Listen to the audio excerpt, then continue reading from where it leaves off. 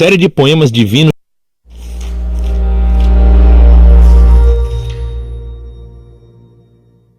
O livro do profeta Obadias. Esse é o livro mais curto de todo o Antigo Testamento, são apenas 21 versos, e à primeira vista não parece muito promissor. É uma série de poemas divinos de julgamento contra o antigo povo de Edom, que era uma nação vizinha a Israel, do outro lado do Mar Morto. No entanto, há muito mais acontecendo aqui. Então, primeiro, aqui estão os bastidores. O povo de Edom era único porque eles tinham uma ancestralidade compartilhada com os israelitas. Ambos pertenciam à família de Abraão, que com Sara teve seu filho Isaque, que com sua esposa Rebeca teve 2 filhos, Jacó e Esaú. Agora, o livro de Gênesis nos contou a história desses 2 irmãos, e para dizer o mínimo, eles tinham um relacionamento tenso. Cada um mais tarde recebeu os nomes de Israel e Edom, que acabou se tornando o nome das famílias que descendiam deles.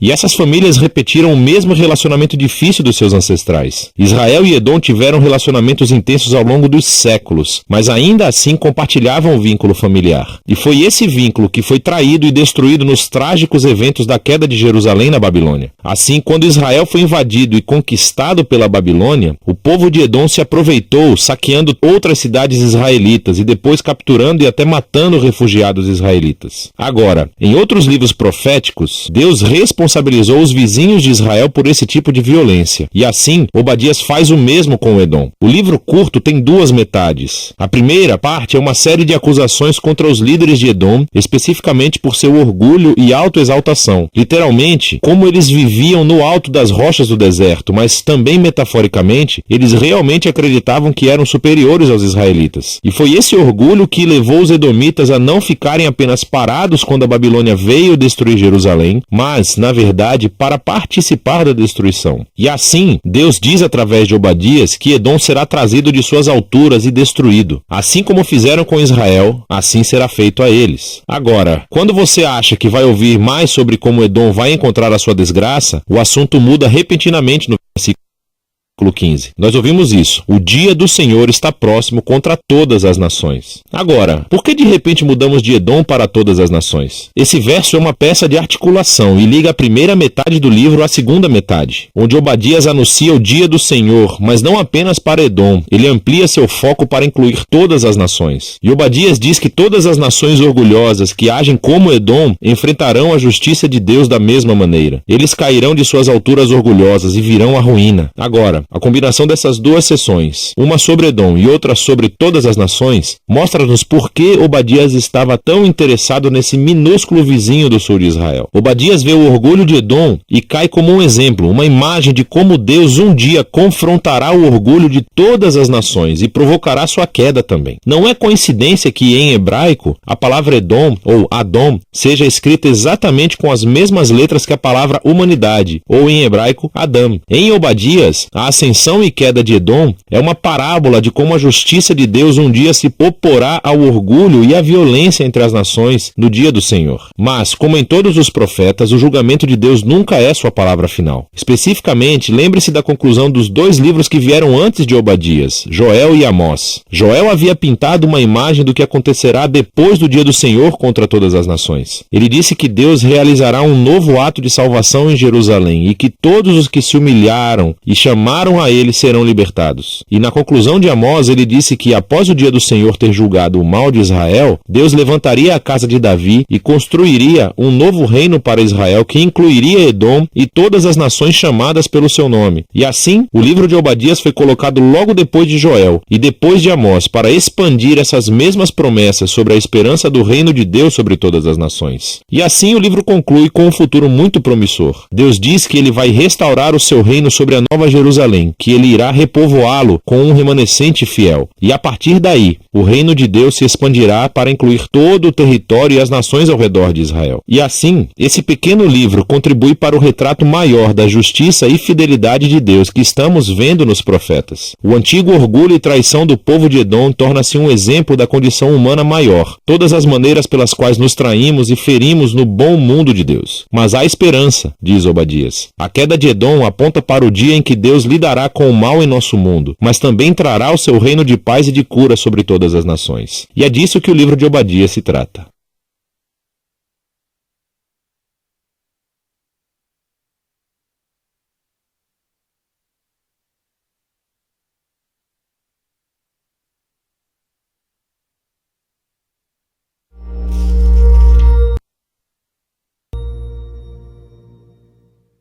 O livro do profeta Amós. Amós era um pastor e um fazendeiro de figos que vivia perto da fronteira entre o Reino do Norte, Israel, e o Reino do Sul, Judá.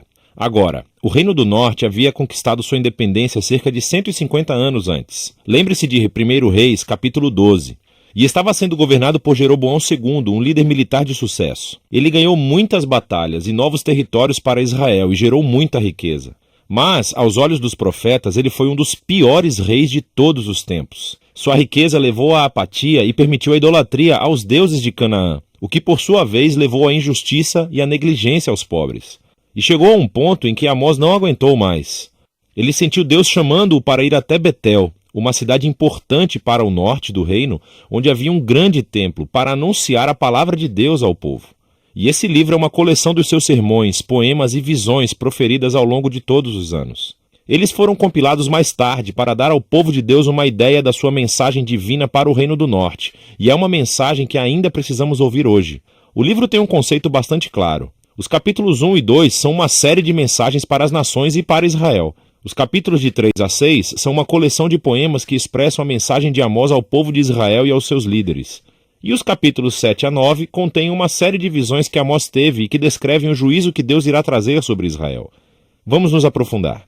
O livro começa com uma série de poemas curtos que acusam todos os vizinhos de Israel de violência e injustiça. E isso é meio estranho porque a frase de abertura do livro dizia que Amós falaria contra Israel, mas veja como isso funciona. À medida que Amós nomeia todas as nações vizinhas, você pode olhar no mapa e observar que ele está criando um círculo. E quando ele termina, Israel está no centro, como um alvo na mira. E Amós desencadeia uma acusação poética a Israel que é 3 vezes mais longa e mais intensa do que qualquer outra. Ele acusa os ricos de Israel de ignorarem os pobres e permitirem graves injustiças no seu país. Especificamente, eles permitem que os pobres sejam vendidos em escravidão por dívida e, em seguida, negam representação jurídica para essas pessoas. E, Amós pergunta, é essa a família que uma vez foi negada a justiça e escravizada no Egito? A família que Deus resgatou da opressão e escravidão? A festa acabou, diz Amós. Deus não tolera mais suas atitudes. E então, a abertura da próxima sessão explica o porquê. Deus diz, eu escolhi você, Israel, dentre todas as famílias da terra. Isso é uma alusão a Gênesis 12, como Deus chamou a família de Abraão para se tornar a bênção de Deus para todas as nações. E então Deus diz, e é por isso que eu irei puni-los por todo o seu pecado. Israel tinha um grande chamado e uma grande responsabilidade. E o seu pecado e a sua rebelião trouxeram grandes consequências. Agora, essa sessão reúne muitos poemas de Amós e você verá alguns temas-chave repetidos várias vezes. Então, primeiro ele está constantemente expondo a hipocrisia religiosa dos ricos de Israel e dos seus líderes. E ele descreve como eles participam fielmente nas reuniões religiosas, fazendo ofertas e sacrifícios, enquanto eles negligenciam os pobres e ignoram a injustiça. E Amós diz que isso tudo é uma farsa, que na realidade Deus odeia a adoração deles porque está completamente desconectada à maneira como eles tratam as pessoas. Deus diz que um relacionamento verdadeiro com ele transformará os relacionamentos de uma pessoa. E assim, o chamado de Amós para a adoração verdadeira é deixar a justiça fluir como uma enchente e a honestidade como um rio que nunca acaba. Agora, essas duas palavras são super importantes para Amós e, na verdade, para todos os profetas. Assim, a honestidade, ou em hebraico tzedekah, refere-se a um padrão de relações justas e equitativas entre as pessoas, não importando as suas diferenças sociais. E a justiça, ou em hebraico mishpat, referem-se às ações concretas que você toma para corrigir a injustiça e criar justiça. E assim, ambos devem permear a vida do povo da aliança de Deus como um riacho que enche o leito de um rio seco. O próximo tema são as acusações repetidas de Amós sobre a idolatria de Israel. Lembre-se, quando o Reino do Norte se separou do Reino do Sul de Judá, o seu rei constituiu 2 novos templos para rivalizar com o de Salomão em Jerusalém. E ele colocou um bezerro de ouro em cada um deles. Lembre-se de 1 Reis, capítulo 12. Desde então, Israel só acumulou mais ídolos, adorando os deuses do sexo, do clima e da guerra. E na visão do profeta, a adoração desses deuses sempre levou à injustiça. Porque esses deuses não exigem o mesmo grau de justiça que o Deus de Israel. Sem mencionar que esses deuses eram imorais. Não o Deus de Israel, ele é diferente. Então ele pode dizer, busque-me para que você possa viver. E logo depois disso, pode dizer a Israel, busque o bem, não o mal. para que você possa viver. Então, a verdadeira adoração ao Deus Criador de Israel é sinônimo com fazer o bem, com generosidade e com justiça. E assim, o tema final desses capítulos é que, como Israel e o seu rei rejeitaram Amós e os outros profetas, Deus enviará o dia do Senhor. E isso é um ato de justiça grande e terrível contra Israel. E especificamente, Amós diz que uma nação poderosa virá e irá conquistar e dizimar as suas cidades e levará as pessoas para o exílio. E sabemos que a sua previsão se tornou realidade. Cerca de 40 anos depois, o Império Assírio apareceu e fez exatamente o que Amós havia dito. O livro termina com uma série de visões que Amós teve e são representações simbólicas do dia do Senhor vindouro. Então ele vê Israel devastado por um grande exército de gafanhotos, e depois por um fogo escaldante, e em seguida repleto de frutas podres. E na visão final, Amós vê Deus batendo violentamente nos pilares do grande templo de Israel em Betel, e todo o edifício desmoronando. É uma imagem da justiça de Deus sobre os líderes e os deuses de Israel, que o seu fim chegou. Mas, de repente, no último parágrafo, temos um vislumbre de esperança. Ele pega nessa imagem de Israel como um prédio destruído. E diz que Deus, a partir das ruínas, um dia, ele irá restaurar a casa de Davi. E, em outras palavras, ele trará o futuro rei messiânico da linhagem de Davi e irá reconstruir a família do povo de Deus. O que, surpreendentemente, significa que irá incluir pessoas de todas as nações. Naquele dia, toda a devastação causada pelo pecado de Israel e pelo julgamento de Deus será revertida. Agora, esse último parágrafo é muito importante. É o único sinal de esperança do outro lado do julgamento. E isso nos ajuda a ver como esse livro explora a relação entre a justiça de Deus e a sua misericórdia. Se Deus é bom, ele tem que enfrentar e julgar o mal entre Israel e as nações. Mas os seus propósitos a longo prazo são de restaurar o mundo e construir uma nova família da aliança. E assim, através das palavras de Amós, ainda hoje ouvimos o seu chamado. Devemos aprender com a hipocrisia e o desastre de Israel e abraçar uma verdadeira adoração a esse Deus que deve sempre levar à justiça e ao amor ao próximo. E é disso que se trata o livro de Amós.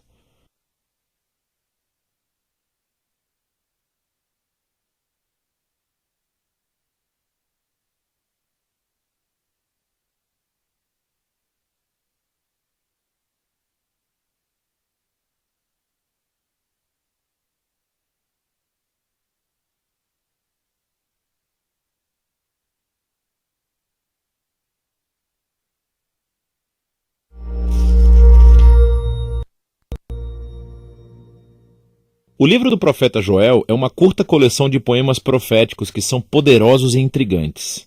Joel é único entre os profetas por algumas razões. Primeiro de tudo, não há indicação explícita de quando esse livro foi escrito. É mais provável que no período de Esdras-Neemias, após o retorno do exílio, porque ele menciona Jerusalém e o templo, mas parece que não há reis. Também é único, já que Joel está claramente familiarizado com muitos outros livros das Escrituras.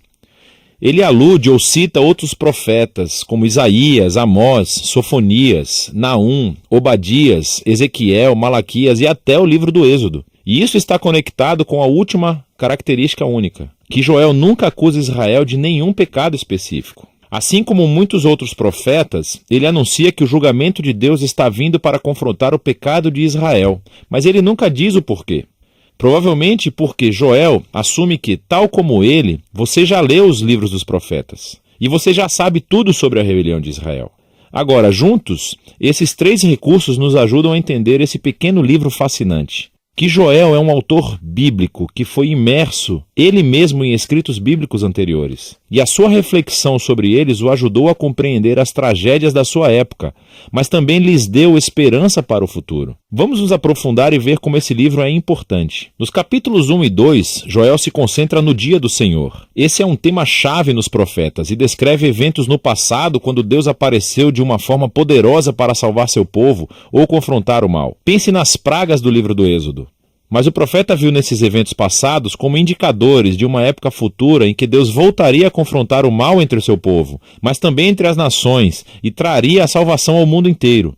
E então, aqui, nos capítulos 1 e 2, Joel reuniu dois poemas paralelos que incidem sobre esse tema. Então, o capítulo 1 é sobre o dia do Senhor no passado. Ele começa anunciando um desastre recente, que um enxame de gafanhotos devastou Israel. E a sua descrição do enxame lembra o dia do Senhor contra o Egito.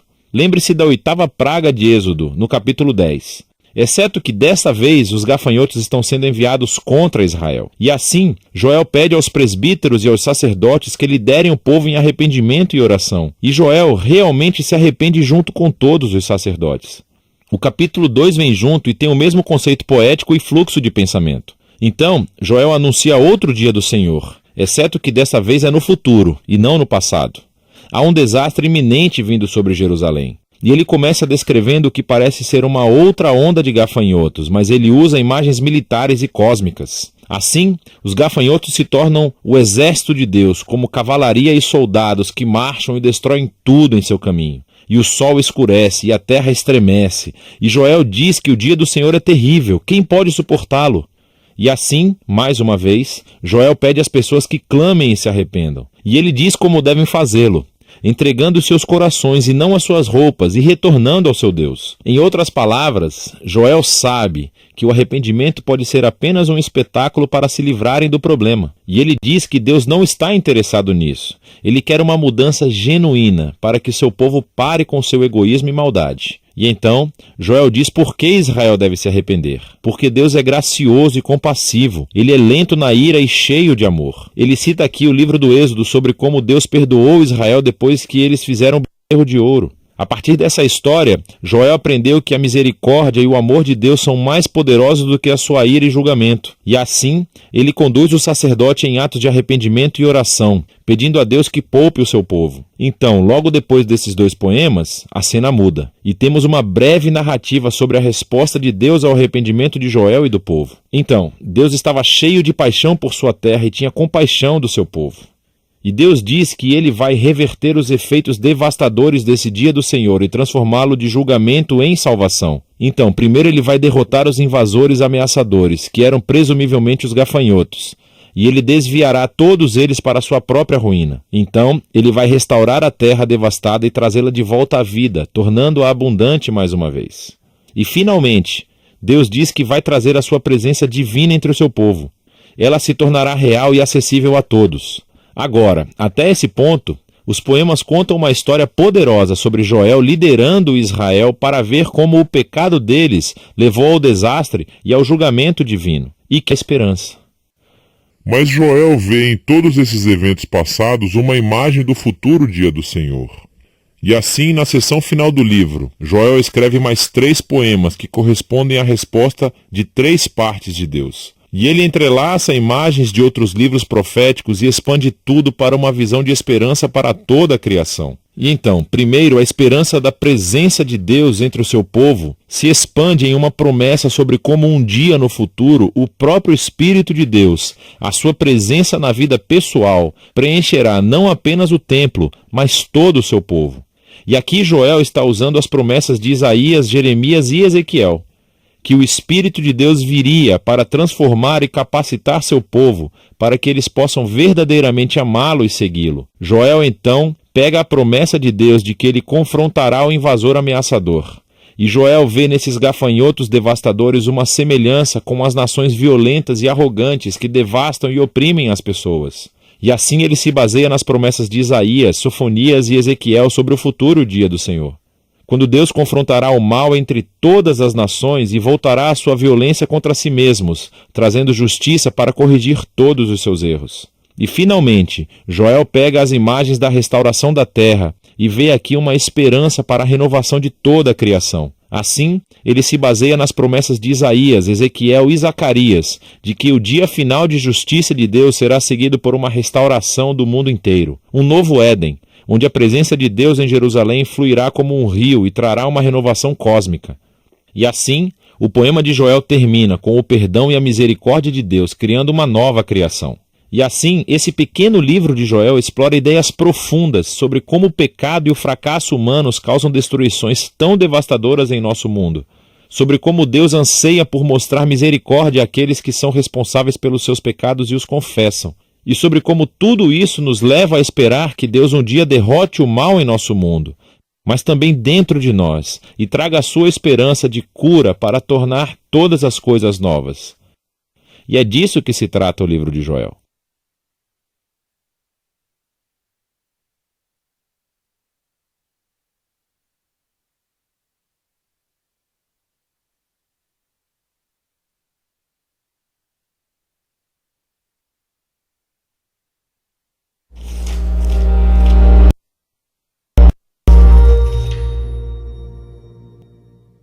O livro do profeta Oséias. Oséias viveu no reino do norte, de Israel, que às vezes ele chama de Efraim ou Jacó, cerca de 200 anos depois de terem se separado do sul, de Judá. Lembre-se da história de 1 Reis. Oséias foi chamado para falar em nome de Deus durante o reinado de um dos piores reis de Israel, Jeroboão II. A nação estava mergulhada no caos, e no ano 722 o grande império assírio invadiu e dizimou Israel. Mais uma vez, veja a história em 2 Reis. E Oséias viu tudo isso acontecer. O livro é uma coleção de cerca de 25 anos de sua pregação e escrita, e é quase todo composto por poesia. E essa coleção inteira foi concebida para ter 3 seções principais. Vamos ver como isso funciona. A parte da abertura conta uma história do casamento rompido de Oséias com uma mulher chamada Gomer, que comete adultério. Não está totalmente claro se Gomer dormiu com outros homens antes ou depois de se casarem, mas eles tiveram 3 filhos juntos e as coisas desmoronaram. O importante é que Deus diz a Oséias que, apesar da infidelidade de Gomer, ele deve encontrá-la, pagar as suas dívidas para com seus amantes e entregar o seu amor e fidelidade a ela mais uma vez. E então diz que tudo isso, o casamento violado e restaurado, os filhos, tudo isso é um símbolo profético contando a história do relacionamento de Deus com Israel. Deus tem sido como um marido fiel a Israel. Ele os resgatou da escravidão. Ele os levou ao Monte Sinai, onde ele fez uma aliança. Ele pediu que fossem fiéis somente a ele. Mas ele trouxe Israel para a terra prometida, e eles levaram toda a abundância que ele lhes deu e dedicaram-na à adoração do deus cananeu Baal. E assim, Deus tem uma razão legítima para terminar a aliança e se divorciar de Israel. E ele pensa em fazê-lo. Mas, em vez disso, ele diz que vai buscar Israel novamente e renovar a sua aliança com eles. E ele explica o porquê. É puramente por causa do seu próprio amor, compaixão e fidelidade. Oséias então explica o que tudo isso significa. Ele diz que as consequências da rebelião de Israel serão a derrota iminente diante de outras nações e o exílio, mas há a esperança de uma restauração futura. Um dia, Israel se arrependerá novamente e voltará a adorar o seu Deus. E, diz Oséias, ele colocará sobre eles um novo rei messiânico da linhagem de Davi, que trará a bênção de Deus. Essa sessão de abertura apresenta todas as ideias principais do livro. Israel se rebelou e Deus trará consequências severas, mas o amor e a misericórdia da aliança de Deus são mais poderosos do que o pecado de Israel. E assim, nas sessões restantes do livro, a poesia de Oséias explora esses temas com maior profundidade. Então, há 2 coleções de acusação e lamentos por Israel, e cada uma delas é concluída por um poema muito esperançoso sobre a misericórdia de Deus e a esperança para o futuro. Então, os capítulos de 4 a 10, Oséias explora as causas e os efeitos da infidelidade de Israel. Ele diz inúmeras vezes que Israel carece de todo conhecimento ou entendimento de Deus. Em hebraico, a palavra conhecer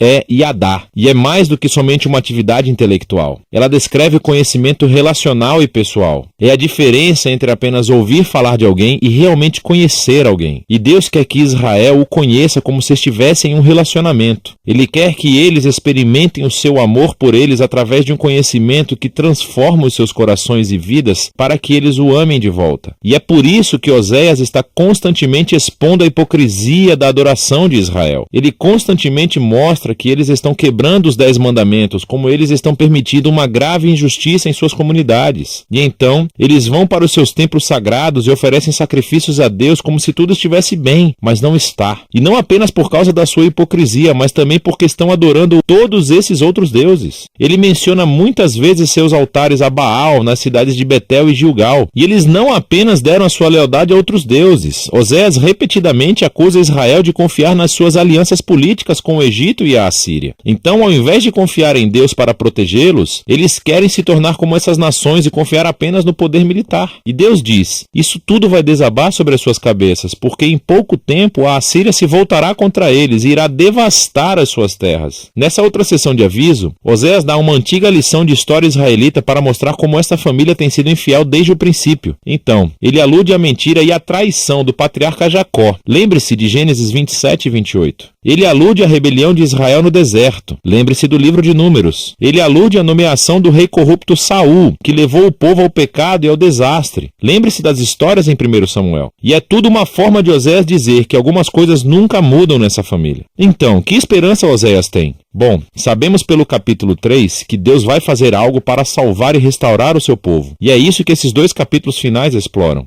O capítulo 11 é lindo. O poema retrata Deus como um pai amoroso que criou seu filho Israel e depois compartilhou tudo com ele. Mas o filho cresceu e se rebelou e se voltou contra o pai, se aproveitando da sua generosidade. E assim, nesse poema, Deus está emocionalmente dividido. Em um momento, ele está com raiva e naturalmente diz que vai trazer consequências graves. Mas no momento seguinte, ele está com o coração partido. E ele diz que é movido pela sua misericórdia e compaixão. E ele vai perdoar o filho que ama. Ele diz: como posso desistir de você, Efraim? Meu coração está agitado dentro de mim, toda a minha compaixão está desperta. E assim, embora Deus permita que Israel seja conquistado pela Assíria e enfrente as consequências, esta não é a palavra final de Deus. Ainda há esperança, e é disso que trata o último capítulo. Oséias clama a Israel para se arrepender e voltar ao seu Deus. Mas ele sabe que isso não vai durar, porque nunca aconteceu antes. E Deus diz que um dia ele curará a sua desobediência e os amará livremente. Deus continua descrevendo esse Israel novo e curado como uma árvore exuberante com raízes profundas e galhos amplos, que oferecerá sombra e frutos a todas as nações. É uma imagem da promessa de Deus a Abraão, como Israel deveria se tornar uma bênção para as nações. E a declaração de Deus, se é que isso vai acontecer, exigirá um ato da graça de Deus e poder de cura para reparar o profundo quebrantamento e egoísmo pecaminoso do coração humano, para que o povo de Deus possa receber o seu amor e amá-lo de volta. E é isso que Deus promete fazer.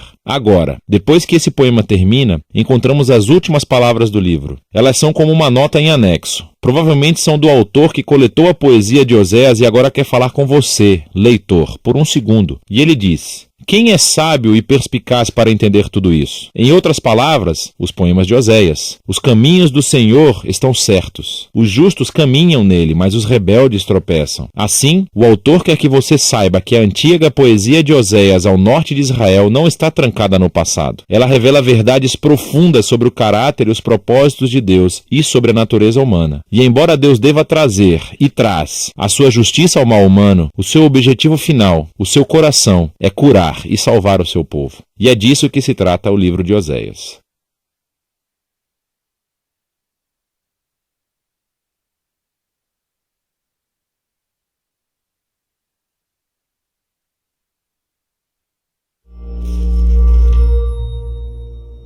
Nós estamos explorando o livro de Atos, que foi escrito por um homem chamado Lucas, como uma continuação do Evangelho de Lucas. Atos começou com Jesus dizendo aos seus seguidores para espalharem as boas novas do seu reino. E eles começariam em Jerusalém, e depois seguiriam para as regiões vizinhas, e de lá até os confins da terra. Agora, em Jerusalém, a sua mensagem foi recebida por muitos e contestada por muitos, principalmente pelos líderes do templo. Eles se escandalizaram com essa nova alegação de que toda a história de Israel tinha sido cumprida por meio da vida, morte e ressurreição de Jesus. Um desses líderes era um homem chamado Saulo de Tarso, que trabalhava sem cessar para acabar com o movimento, até que ele conheceu o próprio Jesus ressuscitado. E esse encontro transformou Saulo de inimigo de Jesus para o mensageiro do seu reino. E assim, durante anos, ele viajou pelo Império Romano usando o seu nome romano, Paulo, iniciando comunidades de Jesus por todo lado.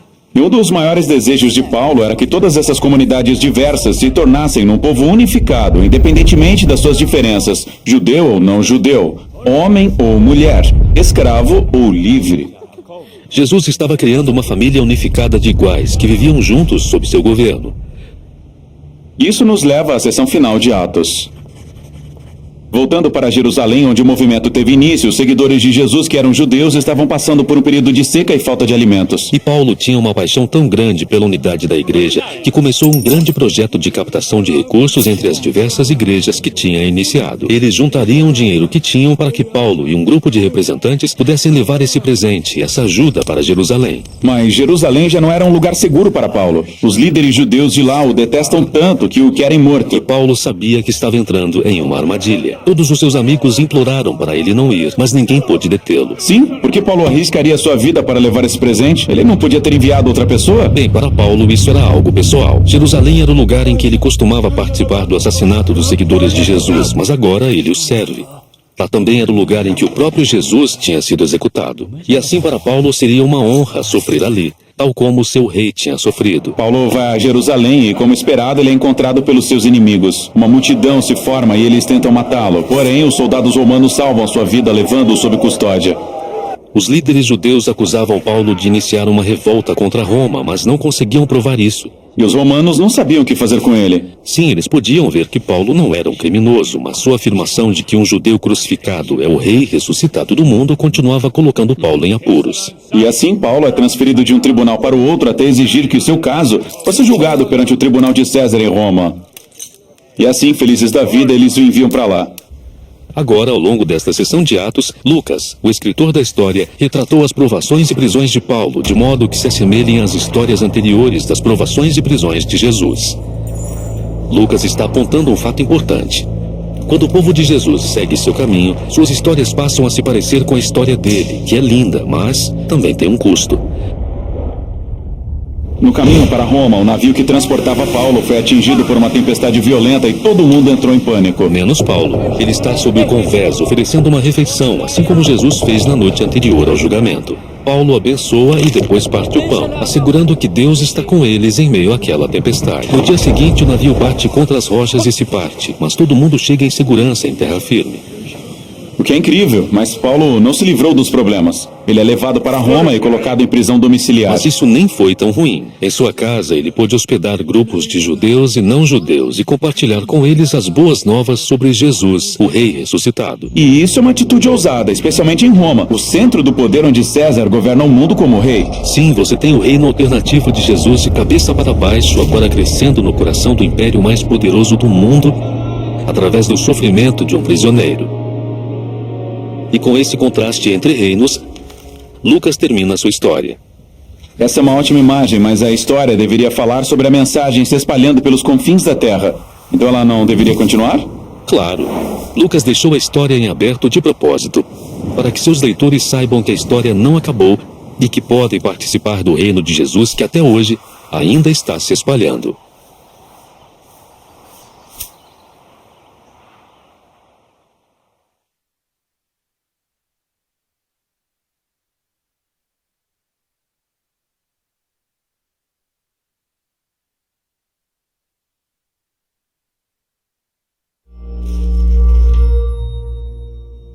Durante o primeiro século, a maioria das pessoas à volta do mar Mediterrâneo vivia em cidades com alta densidade populacional, todas governadas pelo Império Romano. Cada cidade tinha uma mistura de culturas, etnias e religiões. E por causa disso existiam todos os tipos de templo para oferecer sacrifícios a todos os tipos de deuses, e cada pessoa tinha o seu próprio portfólio de deuses aos quais eles obedeciam. Mas em todas as cidades você também encontrava um grupo minoritário que não adorava outros deuses além do seu, os israelitas, também conhecidos como judeus. Eles alegavam que seu Deus era o único criador e rei verdadeiro do mundo. Agora, todas essas cidades estavam conectadas por uma rede de estradas construídas pelo Império Romano, e era fácil se deslocar, fazer negócios e até espalhar novas ideias. O apóstolo Paulo conhecia bem essas estradas, pois ele passou a segunda metade da sua vida viajando de cidade em cidade, anunciando que o Deus de Israel tinha escolhido um novo rei para as nações. E esse rei não era igual a nenhum rei que tinha vindo antes. Isso mesmo. Muitos reis governam com agressão ou poder, mas esse novo rei governa com sacrifício e amor. O nome dele é Jesus, e Paulo é seu mensageiro, e ele está convidando todas as pessoas a viver sob a autoridade desse rei. As histórias das viagens de Paulo e como as pessoas recebem essa mensagem são a terceira parte de Atos. Por algum tempo, Paulo morou na cidade de Antioquia. E de lá, ele e seus colegas de trabalho fizeram 3 viagens, viajando por terra e por mar para cidades estratégicas em todo o Império. Em cada cidade, Paulo sempre ia primeiro na sinagoga judaica, onde seu povo se reunia. E de lá, ele ensinava e mostrava como o rei messiânico prometido nas escrituras hebraicas é Jesus de Nazaré. Algumas pessoas acreditavam nisso, outras não. E ainda outras achavam que essa mensagem era tão enganosa e perigosa que alguns incitavam tumultos para expulsar Paulo da cidade. E era depois disso que Paulo ia para o movimentado mercado da cidade. Ele montava uma loja onde fazia e vendia tendas de couro para cobrir suas despesas de viagem. E aqui Paulo continuava compartilhando com quem quisesse ouvir as notícias sobre Jesus, o rei ressuscitado. Muitas vezes ele era mal entendido, como se apenas estivesse promovendo um novo Deus. Uma vez ele orou por uma pessoa doente, e a pessoa foi curada e todos ao redor pensavam que Paulo era um Deus grego grego que tinha descido para visitá-los. Mas Paulo insistiu que há apenas um Deus verdadeiro, e ele era servo dele. Essa mensagem normalmente provocava oposição e tumultos, e ele era espancado e até jogado na prisão. Por que uma reação tão intensa? Bem, a adoração dos deuses mantinha a cultura romana. Eles acreditavam que os deuses mantinham sua cidade segura, e a adoração dos deuses no templo era uma grande parte da sua economia. Paulo não estava apenas acrescentando Jesus como um novo Deus na lista. Ele estava dizendo, todos os outros deuses são impotentes e até mesmo uma farsa. Portanto, ele está minando o modo de vida deles. Sim, e mais do que isso. Quando Paulo anunciou Jesus como novo rei, ele o chamou de Senhor, ou Filho de Deus. Os mesmos títulos que as pessoas usavam para se referir ao imperador de Roma. Portanto, a mensagem de Paulo poderia ser facilmente recebida como uma ameaça contra toda a ordem política. Por que alguém se juntaria a esse movimento? Quer dizer, parece ser perigoso. Bom, as pessoas estavam fascinadas com a história de Jesus e como seu amor criava comunidades onde todas as pessoas eram tratadas como iguais, independentemente de etnia, gênero ou condição financeira. E essas pessoas formaram novas famílias que faziam juntas as refeições. Elas viviam sacrificialmente e cuidavam dos pobres. Elas viviam como se Jesus fosse de fato o rei. Isso. E, portanto, em todas as cidades onde Paulo anunciava a mensagem de Jesus, as pessoas estavam sendo transformadas pelo Espírito de Deus para se tornarem novos tipos de humanos. Então Paulo ficava naquela cidade e ensinava às pessoas o caminho de Jesus. E em seguida, ele partia para uma nova cidade. Foi uma vida difícil. Paulo teve que suportar muita dor e muito sofrimento. Sim, e ele fez isso porque acreditava que suas próprias dificuldades eram uma representação do sofrimento e da morte de Jesus pelos outros. Ele dizia que era o amor de Deus que o levava a compartilhar a história de Jesus, não importando quanto custasse. Após sua terceira viagem, a reputação de Paulo tinha crescido. Ele tinha feito muitos amigos, mas também fez muitos inimigos. E ele deveria evitar.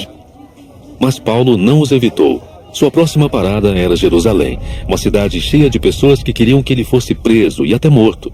A seção final de Atos relata por que ele vai a Jerusalém e o que acontece quando ele chega lá.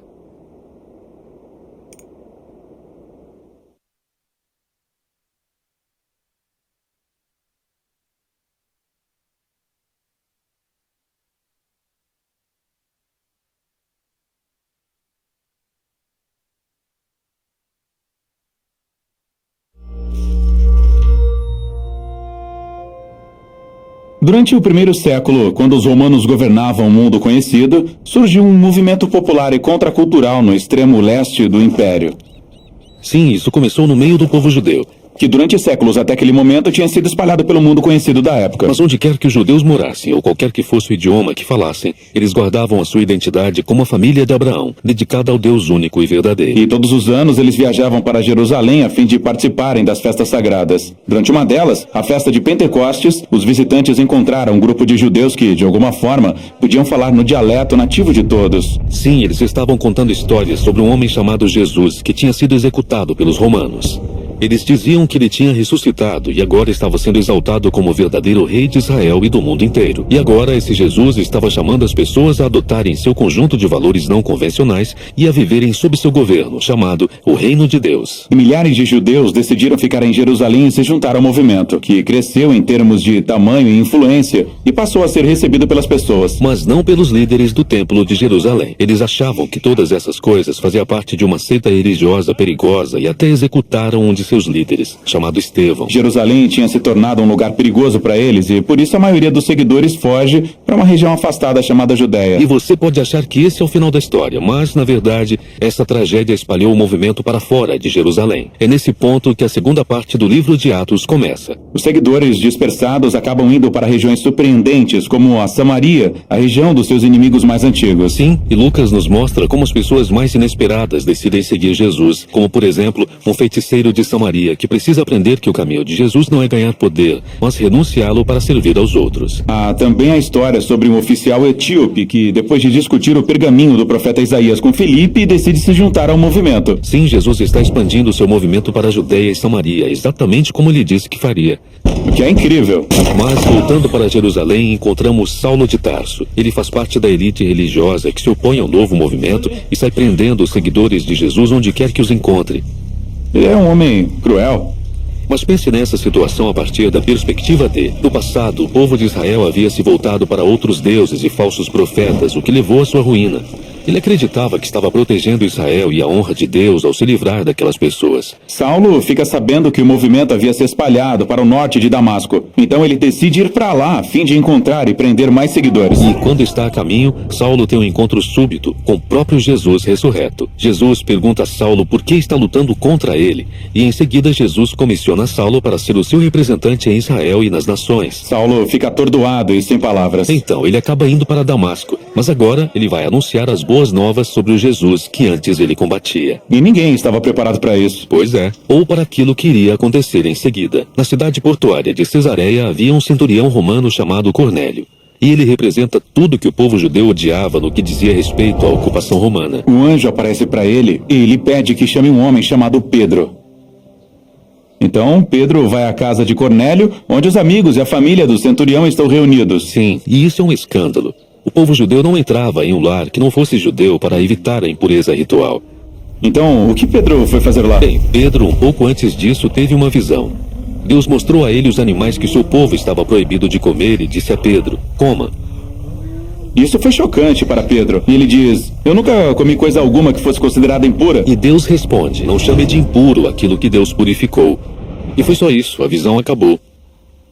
Então, Pedro tem que começar uma nova dieta? Não, ele é um israelita. E a vida inteira ele tinha honrado as leis de tradição alimentar. A visão o estava preparando para o momento em que ele estaria entre os não-israelitas impuros. E ele se dá conta de que Deus está declarando que essas pessoas fazem parte da família de Abraão. E por isso Pedro decide ficar e falar com eles sobre Jesus. Então o Espírito Santo se manifesta assim como em Pentecostes, mas agora é para um centurião romano e sua família não judia. O movimento eclodiu. Agora de volta a Jerusalém, Pedro está contando para os outros apóstolos o que tinha acontecido. E eles recebem relatos sobre mais pessoas que não judias e estão seguindo Jesus na grande cidade comercial do norte, chamada Antioquia. Então eles mandam um homem lá chamado Barnabé para ver como estavam as coisas. Barnabé encontra o movimento de Jesus ativo e sem problemas em Antioquia e descobre que ele é composto por pessoas do mundo todo. Então Barnabé recruta Saulo para trabalhar com ele por um ano em Antioquia. Eles estão ensinando, vivendo entre as pessoas de lá e vendo o movimento crescer. A igreja em Antioquia foi a primeira comunidade internacional de Jesus e foi onde pela primeira vez os seguidores de Jesus foram chamados de cristãos, os que são de Cristo. E desse modo, o caminho de Jesus passou de um grupo de judeus messiânicos em Jerusalém para um movimento multiétnico de Jesus que estava se espalhando pelo mundo. A fé deles era a mesma. O movimento estava centrado nas boas novas sobre o Jesus crucificado, que é o rei de todas as nações. Mas essa mensagem e seu novo modo de vida eram confusos e até ameaçadores para o cidadão romano comum que vivia ao redor deles. E veremos a seguir o conflito resultante, à medida que esse movimento se torna global, ou como Jesus disse, até os confins da terra.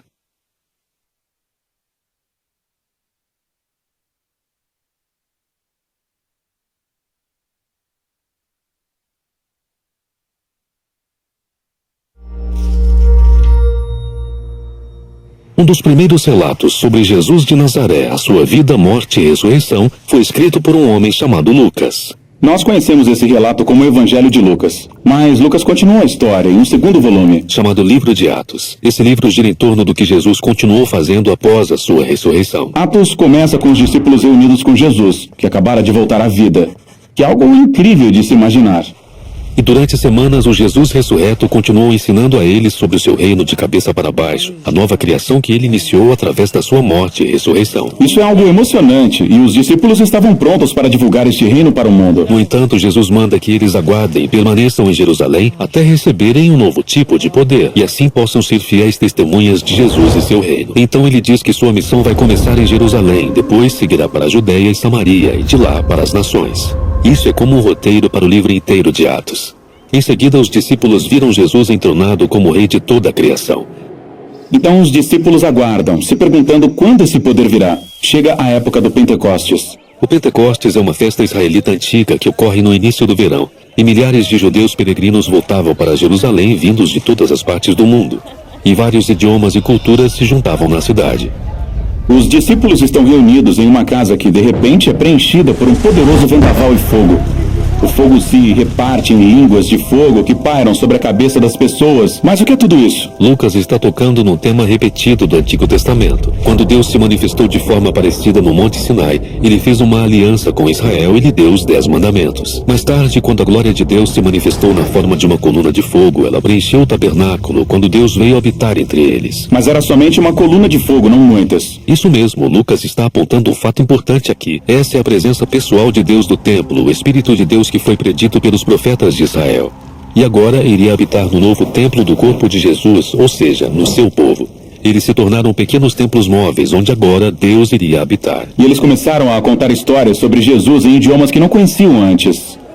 Mesmo assim, os visitantes conseguem entendê-los. O que estava acontecendo? Bem, Pedro se levanta e explica que esse é o cumprimento da esperança de Israel com base nas Escrituras. O plano de Deus sempre foi usar a família unificada de Abraão para trazer paz e justiça ao mundo. Mas as tribos de Israel haviam se espalhado por causa do exílio. Agora, aqui no Pentecostes, representantes de todas as tribos se reúnem e são apresentados ao seu Messias, o Jesus crucificado e ressuscitado, para que agora possam se tornar o povo restaurado de Israel. E milhares deles começam a seguir o caminho de Jesus. O que nos leva ao relato de Lucas sobre os 2 templos. Há o templo que Herodes construiu em Jerusalém, onde os discípulos de Jesus vão adorar como os demais israelitas. Mas agora também há o templo de Jesus, que consiste em pessoas. Esse templo está se reunindo em lares por toda Jerusalém. E essas pessoas estavam vivendo as suas vidas de uma maneira radicalmente nova. Certo, pense nisso. Muitos desses peregrinos nem são de Jerusalém. Eles formaram essas novas famílias, onde todos dependiam uns dos outros. Sim, as pessoas estavam vendendo as suas coisas e cuidando dos pobres que viviam entre elas. Elas tomavam as refeições juntas. Elas faziam suas orações diárias juntas. Elas estavam aprendendo com os apóstolos o que significava viver como se Jesus fosse o verdadeiro rei do mundo. E deve ter sido emocionante. Mas nem tudo é diversão e brincadeira. Ser templo de Deus é coisa séria, assim como no Antigo Testamento. Talvez você conheça essa história estranha no livro de Levítico sobre 2 sacerdotes que desrespeitam a Deus no templo e morrem repentinamente. Bem, Lucas inclui aqui uma história semelhante de 2 discípulos que desonram o Espírito de Deus neste novo templo, e eles têm um destino parecido. Portanto, há corrupção na comunidade, mas o maior problema está vindo de fora. Sim, do outro templo. Os seus líderes se sentem ameaçados por esse novo movimento messiânico e por isso prendem os apóstolos. Eles tentam detê-los. E isso nos leva à história final da seção de Atos sobre Jerusalém, onde conhecemos um novo discípulo, Estevão. Ah, sim, o Estevão. Ele é incrível. Ele se destaca como um líder entre os discípulos para servir aos pobres. E ele ia aos pátios do templo ensinar as pessoas sobre o caminho de Jesus. Os líderes do templo prendem Estevão e encontram falsas testemunhas para acusá-lo de desonrar Moisés e de ser um terrorista que está ameaçando o templo. Em resposta a isso, Estevão faz um discurso poderoso sobre como toda aquela situação era previsível. Sim, ele recontou toda a história do Antigo Testamento, destacando personagens como José, Moisés e os profetas, pessoas que foram constantemente rejeitadas e perseguidas pelo seu próprio povo. Israel tem resistido aos representantes de Deus há séculos, portanto, rejeitam a Jesus e agora aos seus seguidores, que é uma rejeição ao próprio Deus. Eles ficam furiosos e começam a executar Estevão, lhe atirando pedras e o destruindo até a morte. E ao morrer, ele se entrega ao caminho de Jesus, sofrendo por causa dos pecados dos outros. E então ele exclama com a voz bem alta: Senhor, não condenes esta gente por causa deste pecado. Isso foi basicamente o que Jesus disse antes de morrer. Exatamente. Estevão se torna o primeiro mártir do movimento de Jesus, precedendo muitos outros. Mas essa perseguição contém sementes de esperança, razão pela qual Lucas nos apresenta um novo personagem aqui, um líder religioso chamado Saulo. E ele fica de pé diante do cadáver de Estevão e até aprova o que aconteceu. Espera aí, Saulo? Você quer dizer que era o homem que se tornou o apóstolo Paulo? Sim, Lucas está mostrando como até esse trágico assassinato não pode parar o reino de Jesus. E assim muitos discípulos perseguidos se espalham ao sair de Jerusalém, e exatamente como Jesus disse, eles se dirigem para a Judéia e Samaria. A história sobre o que acontece lá é relatada na seção seguinte de Atos.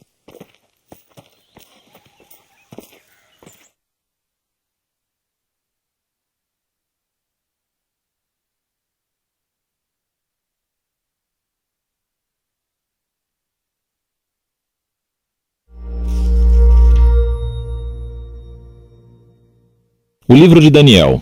A história acontece logo após o primeiro ataque da Babilônia a Jerusalém, quando eles saquearam a cidade e o seu templo e levaram os israelitas ao exílio. Entre eles havia 4 homens da família real de Davi, Daniel, que mais tarde será chamado Beltesazar, e os seus 3 amigos, que provavelmente você conhece por seus nomes babilônicos, Sadraque, Mesaque e Abed-nego. Esse livro fala das suas lutas para manter a esperança na terra dos seus conquistadores. Inicialmente, o conceito do livro parece bastante simples. Os capítulos de 1 a 6 contêm as histórias sobre Daniel e seus amigos na Babilônia, enquanto os capítulos de 7 a 12 contêm as visões de Daniel sobre o futuro. Mas essa estrutura em 2 partes torna-se ainda mais interessante através de outro aspecto do conceito, que é a linguagem do livro. O livro começa em hebraico, a língua dos israelitas, mas os capítulos de 2 a 7 são escritos em aramaico, uma língua relacionada ao hebraico, falada amplamente entre os antigos impérios. Mas depois, nos capítulos de 8 a 12, ele volta ao hebraico. Esse desenho mostra como os capítulos 2 a 7 formam uma seção coerente, mas também destaca a importância dos capítulos 2 a 7 para entender os últimos capítulos do livro. Vamos nos aprofundar. O capítulo 1 apresenta a tensão básica da primeira metade do livro. Daniel e seus amigos, muito sábios e competentes, são recrutados para servir no palácio do rei da Babilônia. Mas eles são pressionados a abandonar a sua identidade judaica, vivendo e comendo como babilônios e violando as leis alimentares judaicas encontradas na Torá. Porém, eles recusam a pressão e escolhem a fidelidade à Torá, e isso os coloca em perigo. Mas Deus os liberta e eles acabam sendo exaltados pelo rei da Babilônia. Depois disso começa a seção aramaica, que você verá com um conceito simétrico muito legal. Então, o primeiro rei da Babilônia tem um sonho que só Daniel é capaz de interpretar. É sobre uma enorme estátua feita de 4 tipos de metal, e simboliza uma sequência de reinos, e a cabeça é a Babilônia. Mas uma pedra enorme vem voando e estilhaça a estátua, e ela se torna em uma enorme montanha. Esse sonho é a primeira de muitas visões simbólicas no livro, e apresenta a história básica entre todas elas. Daniel diz que a estátua representa uma sucessão de reinos humanos vindos da Babilônia, e todos eles enchem o mundo de Deus com violência. Mas um dia o reino de Deus virá e confrontará e tornará humildes os reinos arrogantes deste mundo, e encherá o mundo com a justiça sanadora do reino e governo de Deus. Depois disso, o capítulo 3 conta a famosa história dos 3 amigos de Daniel que se recusam a se curvar e adorar uma estátua enorme de ídolos, que, como a estátua no capítulo 2, representa o rei e o seu poder imperial. E assim os amigos são perseguidos e jogados em uma fornalha ardente. Mas Deus os livra da morte e eles são exaltados pelo rei, que agora reconhece seu Deus como o verdadeiro. Depois disso, há um par de histórias sobre 2 reis babilônicos, o pai, Nabucodonosor, e o seu filho Belsazar. Ambos estão cheios de orgulho por causa do seu poder imperial. E assim, tal como acontece no capítulo 2, Deus os adverte através de sonhos e visões que, assim como no capítulo 2, somente Daniel pode interpretar. Ele diz que ambos os reis devem ser humildes perante Deus e ambos os reis resistem arrogantemente. Então Nabucodonosor fica louco.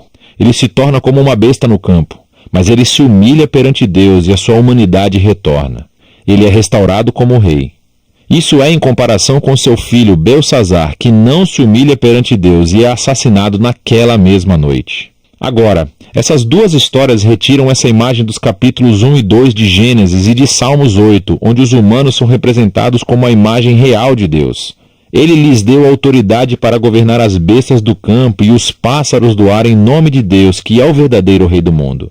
Mas, quando os reinos humanos esquecem isso, quando eles se rebelam e tornam a si mesmos e o seu poder em um Deus, eles tornam-se menos que humanos, como bestas violentas que enfrentarão a justiça de Deus. O que nos leva ao capítulo 6, o par do capítulo 3. E dessa vez é Daniel quem está sendo perseguido, porque se recusa a orar e adorar o rei como um Deus. E assim como os amigos, ele é condenado à morte e jogado na toca de um leão. Mas Deus o livra das feras. E tal como aconteceu com seus amigos, o rei exalta Daniel e louva ao seu Deus, o que nos leva ao capítulo 7. É o par do capítulo 2 e o centro do livro, onde todos os temas se juntam. É outro sonho, mas dessa vez é de Daniel, e, ironicamente, ele não consegue entender o sonho até que um mensageiro angelical explique. Ele vê uma série de 4 bestas, uma como um leão, depois como um urso, depois uma como um leopardo alado. Cada um deles simboliza um reino arrogante. E por último, há uma super besta que é identificada com um império realmente maligno e que tem muitos chifres, um símbolo comum dos reis do Antigo Testamento. E há um chifre específico que é uma imagem de um rei arrogante que se exalta acima de Deus e persegue o povo de Deus. Elas são simbolizadas por uma figura chamada Filho do Homem, que é uma imagem tanto para o povo da aliança de Deus como também para seu rei da linhagem de Davi. Mas de repente Deus, que é chamado de Ancião dos Dias, vem e estabelece o seu trono. Ele destrói a superbesta e exalta o Filho do Homem nas nuvens, onde sobe para sentar-se à direita de Deus e compartilhar o governo de Deus sobre as nações. Podemos olhar para trás agora e ver como todas essas histórias da primeira metade se encaixam. As 3 histórias de fidelidade, apesar da perseguição, destinam-se a oferecer esperança ao povo sofredor de Deus entre as nações. Mas eles sofrem porque os reinos humanos se rebelaram contra Deus e se tornaram bestas. E assim, essas visões encorajam a paciência para que o povo de Deus espere que Ele traga o seu reino e domine o nosso mundo e vindique o seu povo sofredor. Mas isso levanta a questão sobre quando Deus fará isso. E é isso que essas 3 visões finais exploram. No capítulo 8, Daniel tem outra visão sobre as 2 últimas bestas do capítulo 7. Mas dessa vez, elas são simbolizadas por um bode, que, nos é dito, é a imagem do império dos Medos e Persas, e depois por uma cabra, que é uma imagem da Grécia Antiga. E de dentro da cabra sai um monte de chifres, um dos quais simboliza o rei maligno do capítulo 7. E nós aprendemos mais sobre ele, que ele atacará Jerusalém, e se exaltará acima de Deus e profanará o templo com ídolos. No entanto, no final ele será destruído por Deus, que exaltará o seu povo e o seu reino. Agora, no capítulo 9, Daniel está muito perplexo, especialmente sobre quando tudo isso vai acontecer. E ele então consulta o rolo do profeta Jeremias, onde Deus disse que o exílio de Israel duraria apenas 70 anos. Porém, para Daniel, os 70 anos estão quase acabando, e então ele pede a Deus que cumpra a sua promessa em breve. Mas um anjo vem e informa a ele que o pecado e a rebelião de Israel continuaram. E assim, o exílio e a opressão continuarão 7 vezes mais do que Jeremias havia previsto. Daniel está profundamente perturbado com isso e tem uma visão final. Nos é mostrada a mesma sequência de reinos. É a Pérsia, depois a Grécia e Alexandre o Grande, seguido pelos reis menores. Tudo isso conduzindo a este último rei do norte, que invadirá Jerusalém, estabelecerá ídolos no templo e se exaltará acima de Deus. Mas de repente esse rei vem à ruína. Agora, há um debate interminável sobre o que todas essas visões significam. Muitos veem uma conexão clara com as façanhas do rei assírio Antíoco nos anos 160 a.C. Ele matou muitos judeus fiéis em Jerusalém e estabeleceu ídolos no templo. Outros acham que apontam para o papel do Império Romano na execução de Jesus e na destruição de Jerusalém e do templo em 70 d.C. E outros ainda pensam que isso será realizado em eventos futuros que acontecerão quando Jesus retornar. O problema é que os símbolos e os números não combinam perfeitamente com nenhum desses pontos de vista. Mas isso abre a possibilidade de que, de alguma maneira, esses pontos de vista estejam corretos. O livro de Daniel foi criado para oferecer esperança às futuras gerações do povo de Deus. Ele cumpriu esse propósito nos dias do Império de Antíoco e tem feito desde então. É por isso que Jesus poderia usar imagens de Daniel para descrever e confrontar os líderes opressores que ele enfrentou em Jerusalém. É por isso que João, o visionário que escreveu o Apocalipse, poderia adaptar as visões de Daniel e aplicá-las a Roma dos seus dias e também a todos os futuros impérios opressivos. E assim, o objetivo de Daniel é que todas as gerações de leitores possam encontrar aqui um padrão e uma promessa. É um padrão que os seres humanos e os seus reinos se tornam bestas violentas quando glorificam o seu próprio poder, quando redefinem o certo e o errado e não reconhecem a Deus como o verdadeiro rei. Mas Daniel também mantém uma promessa de que um dia Deus confrontará a besta. Ele salvará o seu mundo e o seu povo, trazendo o seu reino sobre todas as nações.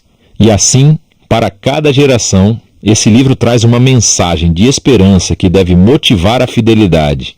E é disso que trata o livro de Daniel.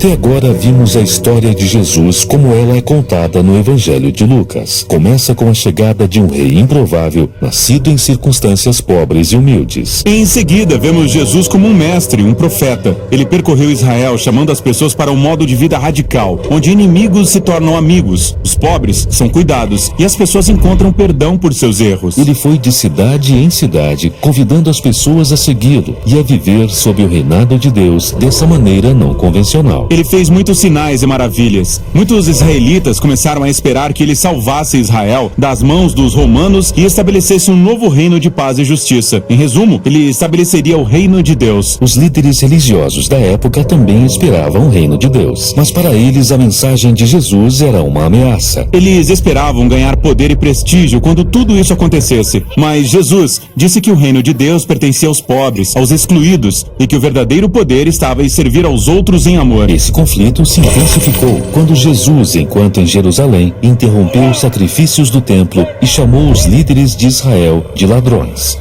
Então prenderam Jesus e o acusaram perante as autoridades romanas de ser um rei rebelde. Ele foi entregue para a execução, mesmo sendo inocente. Então ele foi levado para fora da cidade e morto por causa de acusações falsas. Isso nos leva à seção final do Evangelho de Lucas. Havia um líder religioso chamado José que se opôs à execução de Jesus e depois pediu que lhe entregassem seu corpo, para que ele pudesse enterrar Jesus em uma tumba próxima. Alguns dias depois, algumas mulheres que seguiam Jesus vieram visitar o túmulo e o encontraram aberto e vazio. E elas encontraram duas figuras misteriosas, dizendo que Jesus havia ressuscitado. Então elas fugiram aterrorizadas. Ninguém acreditou no que elas disseram. Poxa, ele não poderia estar vivo? Todos o viram morrer. 2 seguidores de Jesus tinham saído de Jerusalém e seguiam por uma estrada em direção à cidade de Emaús. Eles estavam tristes e confusos com tudo o que havia acontecido. Então Jesus apareceu caminhando ao lado deles, mas eles não reconheceram. Isso é bem estranho. Como não puderam reconhecê-lo? Isso é estranho, mas é uma imagem realmente importante para Lucas. Por algum motivo, eles não enxergavam a presença de Jesus. Então Jesus perguntou: "O que é que vocês estão conversando?" E eles começaram a contar a ele sobre Jesus, um poderoso profeta que eles esperavam que salvasse Israel, mas foi executado. Algumas mulheres disseram que ele está vivo. Isso é loucura. Isso é demais. Vamos para casa. Então, Jesus tenta explicar que as escrituras judaicas apontavam para isso o tempo todo, que Israel precisava de um rei que sofresse e morresse como rebelde em nome daqueles que realmente eram rebeldes. E então, ele seria justificado por sua ressurreição, para que pudesse dar vida verdadeira àqueles que a aceitassem. Ainda assim, não fazia sentido. Eles continuavam confusos. O que leva à cena em que eles se sentam à mesa para fazer uma refeição com Jesus. Ele pega o pão, dá graças, parte o pão e dá a eles, exatamente como fez na última ceia. Esta é a imagem do corpo ferido, sua morte na cruz. E no momento em que eles pegam o pão partido, seus olhos se abrem para ver Jesus. Então ele desaparece e o episódio acaba. Essa história fala sobre como é difícil ver Jesus como ele realmente é. Isso é brilhante. Quer dizer, como o poder e o amor reais de Deus poderiam ser revelados através da vergonhosa execução desse homem.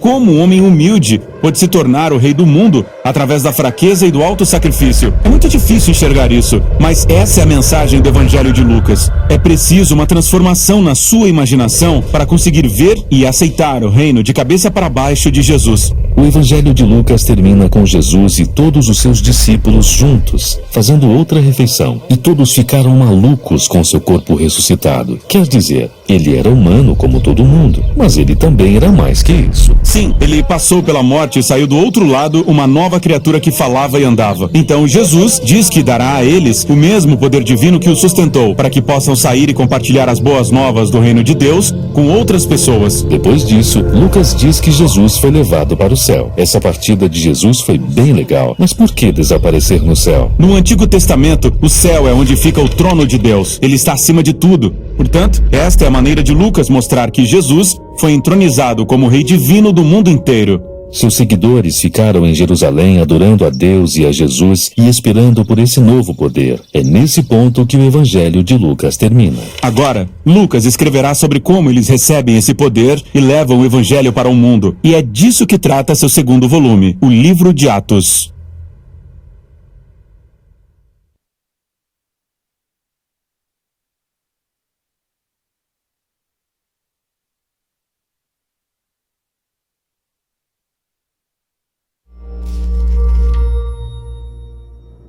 Percorremos o Evangelho de Lucas e chegamos ao fim da longa viagem de Jesus a Jerusalém. Ele chegou.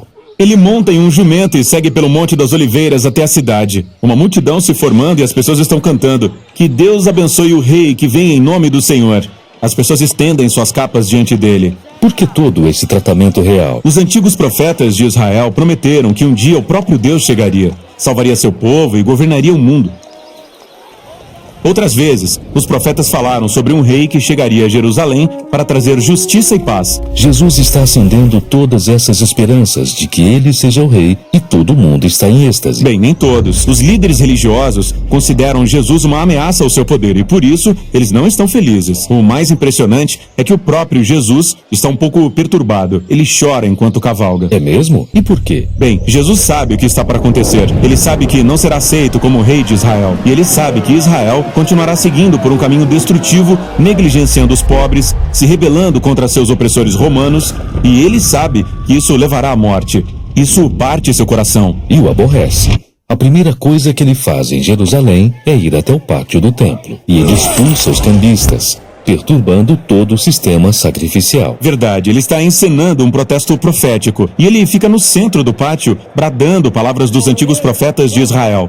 "A minha casa será uma casa de oração, mas vocês a transformaram num esconderijo de ladrões." Esconderijo de ladrões? Ele está citando o profeta Jeremias, que esteve neste mesmo lugar, o centro do poder político e religioso de Israel, e fez a mesma crítica aos líderes de Israel, que eles eram rebeldes e corruptos. Os líderes entendem o recado e começam a planejar a morte de Jesus. O que não é nenhuma surpresa para Jesus. Na verdade, ele planejou que tudo isso acontecesse durante a Páscoa. Esta é a Semana Santa em que os judeus celebram a antiga história de como Deus os libertou da escravidão e os convidou para firmar uma aliança. E assim, Jesus usa os símbolos da Páscoa para revelar o significado de sua morte próxima. O pão partido era seu corpo ferido, e o vinho era o seu sangue que firmaria uma nova aliança entre Deus e Israel. Jesus ia morrer por seu povo e abrir um novo caminho. Após a refeição, Jesus leva seus discípulos para orar em um jardim. Ele entra em conflito por causa do desejo humano de salvar sua vida em vez de sacrificá-la, mas ele vence essa tentação. E é neste momento que os líderes religiosos, com os guardas do templo, o encontram e o prendem. Jerusalém estava sendo governada pelo Império Romano. Por isso, os líderes do templo não poderiam executar Jesus sem a permissão de seu governador romano, Pôncio Pilatos. E assim, eles inventam essa acusação de que Jesus é um rei rebelde que está preparando uma rebelião contra o imperador romano. Pilatos pergunta a Jesus: "Você é o rei dos judeus?" E Jesus responde: "Quem está dizendo isso é o Senhor." Pilatos percebe que Jesus é inocente e não merece morrer. Mas os líderes continuam insistindo que ele é perigoso, então eles negociam uma troca. Pilatos soltará um verdadeiro rebelde contra Roma, Barrabás, no lugar de Jesus. E assim, o inocente é entregue no lugar do culpado. Jesus é levado com outros 2 criminosos acusados e pregado na cruz, um meio de execução romano. As pessoas estavam zombando dele. "Ei, se você é o rei dos judeus, salve a você mesmo." Mas Jesus amou seus inimigos até o fim, oferecendo esperança a um dos criminosos que morria ao seu lado. Ele até orou por seus executores. "Pai, perdoa esta gente. Eles não sabem o que estão fazendo." E então o céu escureceu, quando um homem inocente morreu com uma morte merecida por um rebelde. E então Jesus clamou com palavras antigas dos Salmos de Israel: "Pai, nas tuas mãos entrego o meu espírito." E em seguida, Jesus morreu inocente e sozinho.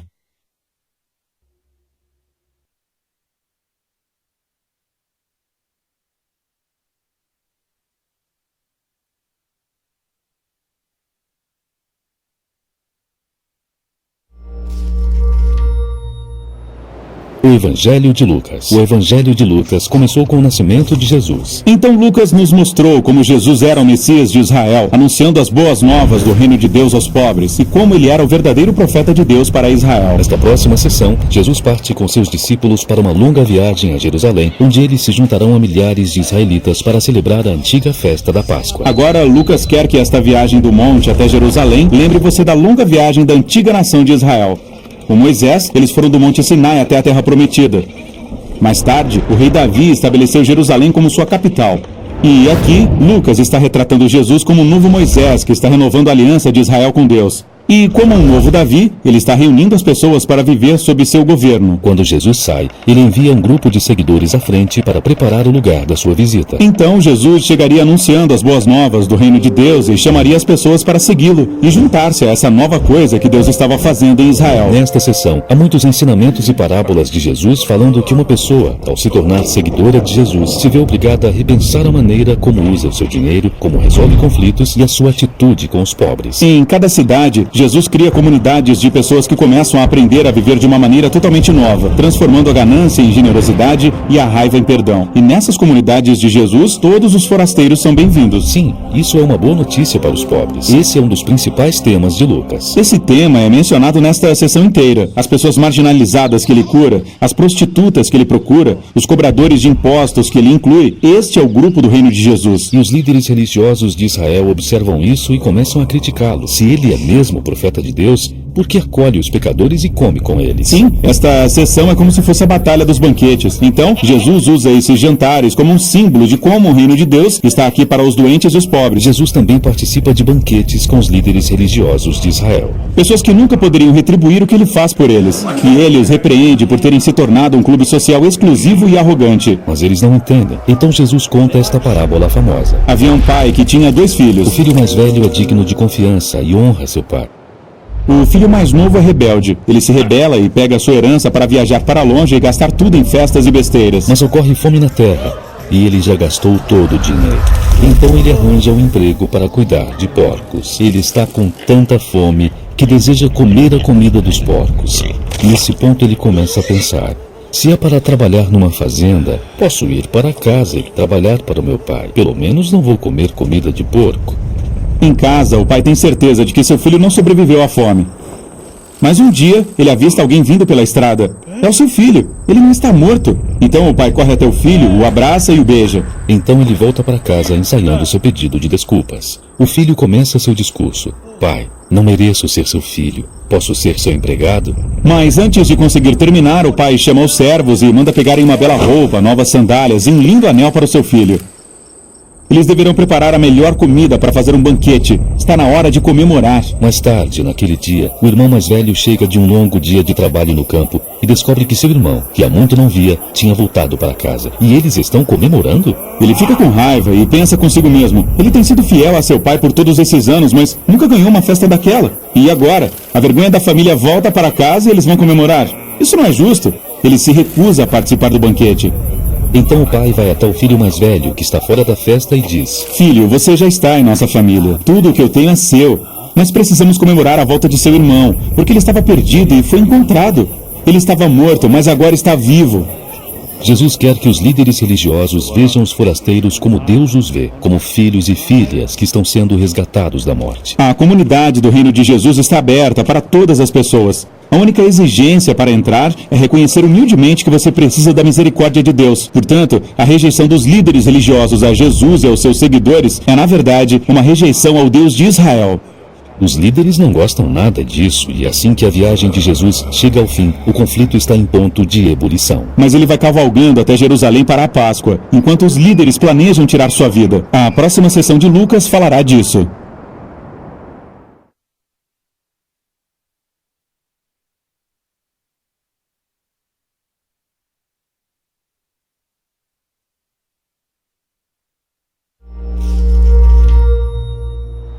O Evangelho segundo Lucas começou contando sobre os nascimentos de João Batista e de Jesus de Nazaré. E na próxima sessão do Evangelho, Lucas avança no tempo. Ele fala sobre João, um profeta que lidera um movimento de renovação no Rio Jordão. E muitos israelitas estão vindo para serem batizados por ele. Pobres, ricos, coletores de impostos e até soldados. Pois é, o que está acontecendo aqui? Todas essas pessoas estão se consagrando a um novo estilo de vida. Sendo mergulhadas em um rio? Há muito tempo atrás, Israel herdou essa terra depois de atravessar o Rio Jordão. E Deus deu aos israelitas uma responsabilidade. Eles foram chamados para servir somente a Ele, amar ao próximo e buscar a justiça. E pelas histórias do Antigo Testamento, sabemos que eles falharam nisso várias vezes. Certo. Então João chama Israel para um recomeço, para voltarem ao rio e saírem dele consagrados ao Senhor e prontos para o que Deus estava prestes a fazer. E foi nesse reavivamento que Jesus apareceu pela primeira vez. Jesus foi batizado por João. o céu se abriu e uma voz celestial disse: Tu és o meu filho amado e me dás muita alegria. Essas palavras de Deus refletem muitas partes das escrituras hebraicas. Esta primeira frase é do Salmo 2, onde Deus prometeu que um rei viria para governar em Jerusalém e enfrentaria o mal entre as nações. Já essa próxima frase é do livro do profeta Isaías e se refere ao Messias, que se tornaria um servo, sofreria e morreria em favor de Israel. Em seguida, Jesus vai para o deserto e fica lá por 40 dias sem comida, ou seja, ao relento. Com isso, Jesus está repetindo a jornada de 40 anos de Israel pelo deserto, onde não conseguiram confiar em Deus e se rebelaram. Mas Jesus conseguiu resistir à tentação e confiar em Deus. Esse relato está apontando para Jesus como aquele que dará continuidade à história de Israel.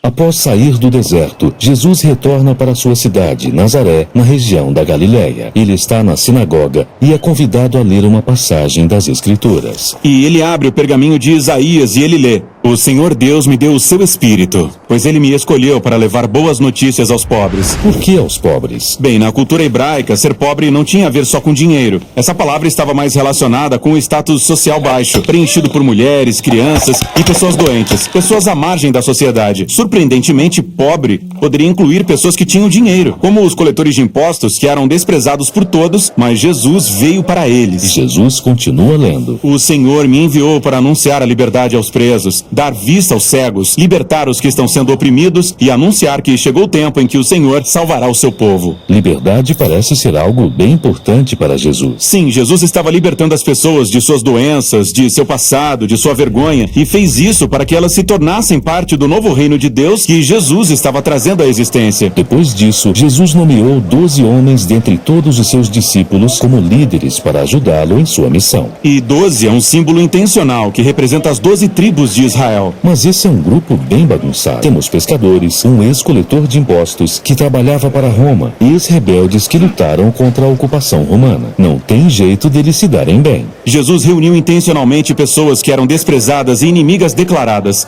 mas dentro do reino de Deus, elas são chamadas para se reconciliar e viver em união. Seguir Jesus significa viver sob uma nova ordem mundial. E assim Jesus passou a ensinar: Felizes são vocês, os pobres, pois o reino de Deus é de vocês. Felizes são vocês que agora choram, pois vão rir. Felizes são vocês quando os odiarem por minha causa. Jesus até disse aos seus discípulos para amarem seus inimigos, serem extremamente generosos, mesmo com pessoas de quem não gostassem, para perdoarem e demonstrar misericórdia. Esse é um estilo de vida radical. Jesus não só ensinou tudo isso, mas prometeu que ele mostraria como, sendo radicalmente generoso, perdoando e amando seus inimigos e fazendo o sacrifício final, entregando sua vida. A última narrativa dessa seção do livro de Lucas é fascinante. Jesus sobe um monte com alguns de seus discípulos e a glória de Deus aparece como uma nuvem brilhante. E de repente, a aparência de Jesus muda e 2 outros profetas aparecem, Moisés e Elias. Sim, eles são os profetas antigos que também experimentaram a glória de Deus em um monte. Então, Deus fala das nuvens, dizendo: Este é o meu filho, o meu escolhido. Escutem o que ele diz. Lucas está nos mostrando que Jesus é o profeta supremo. Os 3 falam sobre o que Jesus vai fazer quando chegar a Jerusalém. O que ele vai fazer?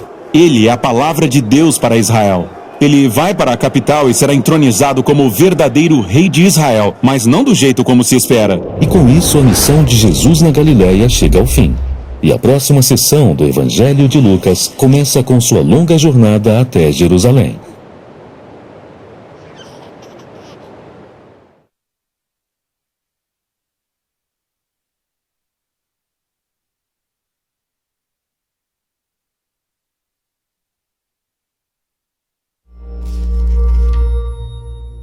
O Evangelho de Lucas. Para fazer seu relato, Lucas investigou as pessoas que conviveram com Jesus. A história começa nas colinas de Jerusalém, onde os antigos profetas de Israel disseram que um dia o próprio Deus viria para estabelecer seu reino em toda a terra. Nesta cidade, o templo era administrado pelos sacerdotes, e um deles, chamado Zacarias, estava trabalhando no templo quando teve uma visão que o assustou. Um anjo apareceu e disse que ele e sua esposa teriam um filho. Que história é essa? Bem, Zacarias e sua mulher eram muito velhos, nunca conseguiram ter filhos. Aqui, Lucas faz um paralelo com Abraão e Sara, os grandes ancestrais de Israel. porque eles também eram muito velhos e não podiam ter filhos. Ainda assim, Deus lhes deu um filho, Isaque.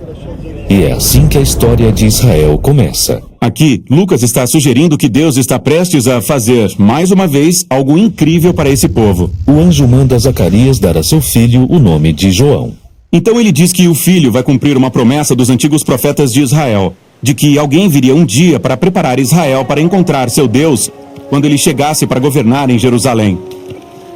Pois naquele momento, Jerusalém estava sendo governada pelos romanos. Isso mesmo, estava sendo governada especificamente pelo rei Herodes, que era um pau-mandado do Império Romano. E os judeus queriam se ver livres dele e governar sua própria terra. Por isso, essa notícia causou grande impacto. Tudo iria mudar. Deus estava a caminho. Mas como ele chegaria? Bem, para descobrir, Lucas nos leva para fora de Jerusalém. E depois, para uma cidadezinha em uma região afastada chamada Galiléia. Lá encontramos uma jovem chamada Maria. E ela estava noiva. Então o anjo apareceu a Maria, dizendo que ela teria um filho. Ela deveria chamá-lo de Jesus, que em hebraico significa o Senhor salva. E ele seria um rei como Davi, que governaria o povo de Deus para sempre. Maria pergunta: certo, mas como isso será possível se sou virgem? O anjo conta que o mesmo Espírito Santo que trouxe vida e luz nas trevas em Gênesis capítulo 1, geraria vida em seu ventre. Deus vai se ligar à humanidade por meio da concepção e do nascimento do Messias. Então Maria, vinda de uma cidadezinha remota e de família humilde, seria a futura mãe do rei? Exatamente. Ela chega a cantar uma música sobre como essa reviravolta de seu status social indica o surgimento futuro de uma grande revolução. Através de seu filho, Deus vai derrubar os governantes de seus tronos e exaltar os pobres e os humildes. Ele vai virar o mundo inteiro de ponta cabeça. E quando o bebê estava prestes a nascer, Maria e seu noivo José tiveram que ir a Belém. Sim, houve um decreto sobre novos impostos para todo o Império Romano, e todos tiveram que se registrar na cidade de sua linhagem familiar. Havia tantos visitantes em Belém que eles não conseguiram achar um quarto. O único lugar que conseguiram encontrar foi onde os animais dormiam. Perto de Belém, havia alguns pastores com seus rebanhos. Eles levam um susto quando o anjo aparece, mas ele diz que os pastores deveriam comemorar, pois naquela noite, um Salvador tinha nascido em Belém. O anjo diz para eles irem encontrar o bebê, e saberiam que era o Messias, porque estaria envolto em um cobertor e deitado em uma manjedoura. Que é um lugar bem sujo. Realmente muito sujo. E esses pastores, que não são lá muito limpos, vão e encontram o recém-nascido Jesus naquele lugar realmente sujo e ficam surpresos. Eles vão para casa pensando, o que será que está para acontecer? Tudo isso é realmente muito estranho. Se Deus está vindo mesmo para salvar o mundo, não é assim que você esperaria que ele chegasse. Nascido em um abrigo de animais, de uma mãe adolescente, celebrado por pastores desconhecidos. Exatamente. Ou seja, na história de Lucas, tudo é retrospectivo e o objetivo é esse. Ele está mostrando como o reino de Deus foi revelado pela primeira vez nesses lugares sujos entre os pobres. Porque Jesus está aqui para trazer a salvação, virando nossa ordem mundial de cabeça para baixo.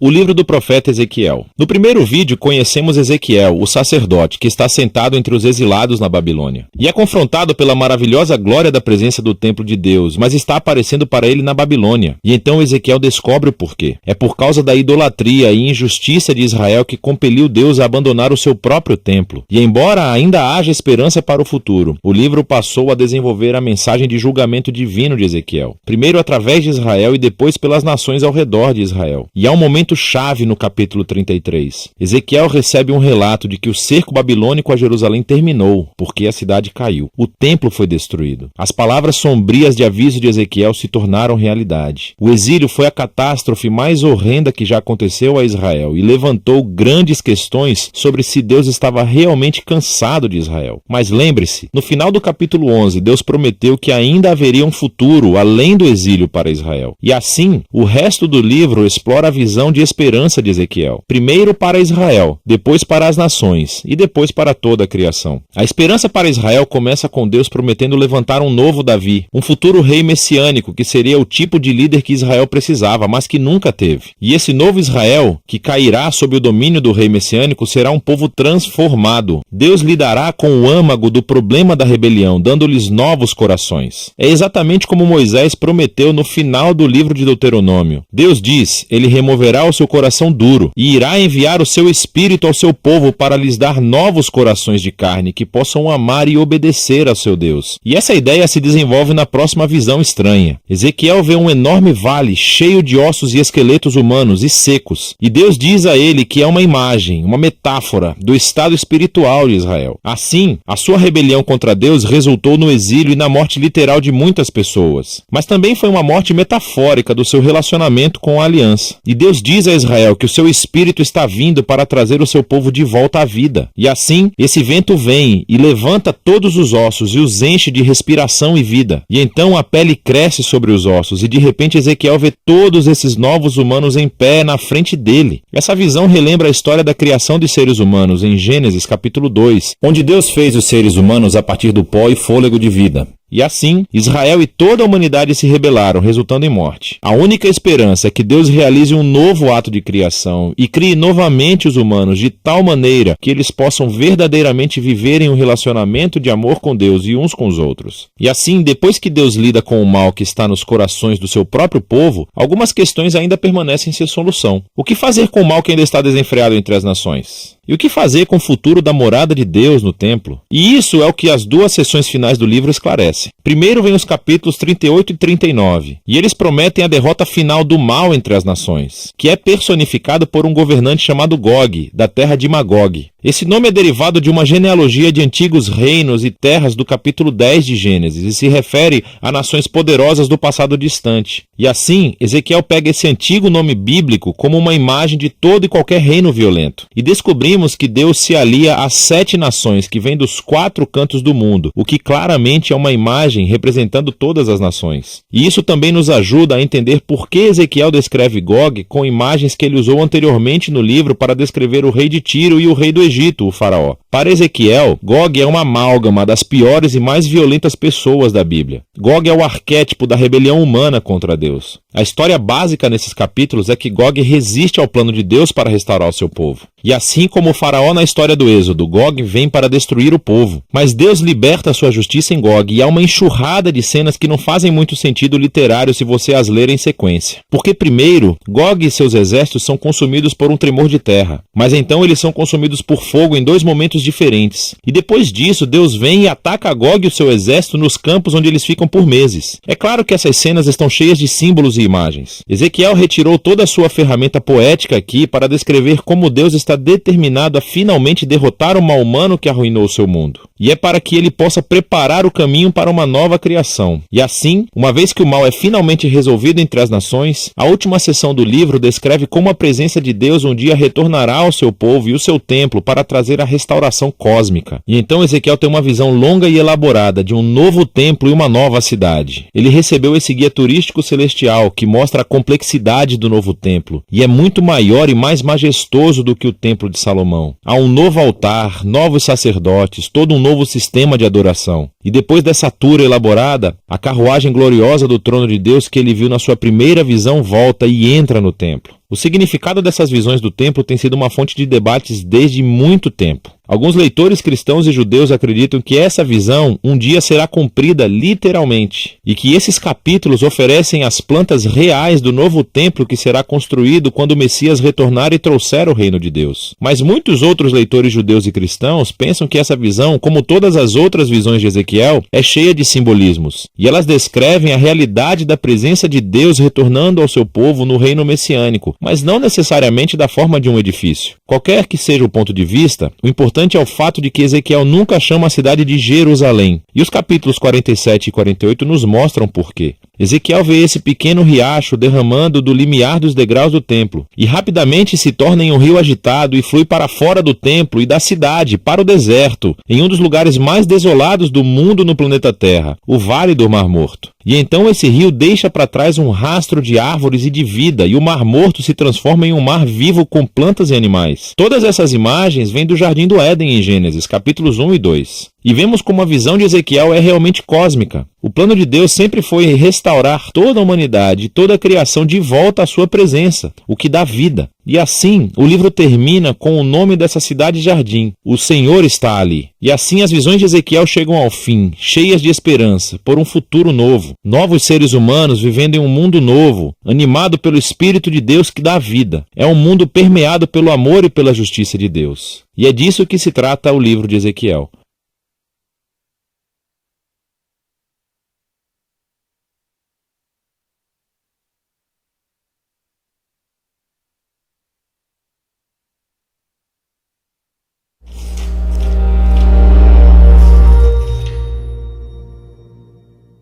O livro do profeta Ezequiel. Ezequiel era um sacerdote que estava morando em aconteceu cidade, mas capturaram um grupo de prisioneiros Prisioneiros de Elite levaram para o exílio, e Ezequiel estava entre eles. O livro começa quando isso, e Ezequiel está sentado na margem de um canal de irrigação perto de seu campo de refugiados israelitas.